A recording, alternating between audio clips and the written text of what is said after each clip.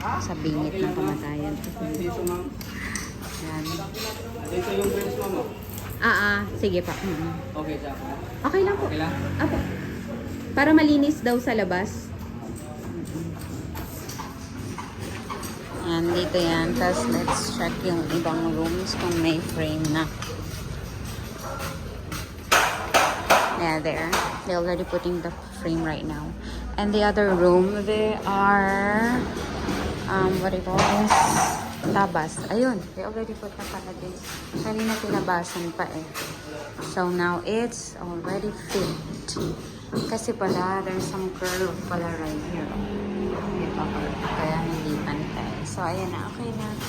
Medyo may mga nasira. Pero iayos na lang. Okay, ito yung sa sinasabi na 900 series. So, kapag may water na or may bagyo, hindi basta-basta papasok at pababa lang yung flow ng water. So, kaya rin siya medyo expensive dahil dito sa 900 series. Ayan.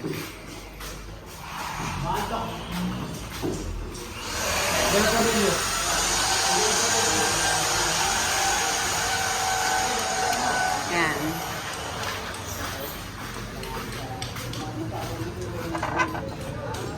Yan na yung clearance. Tapos dito yung wheels.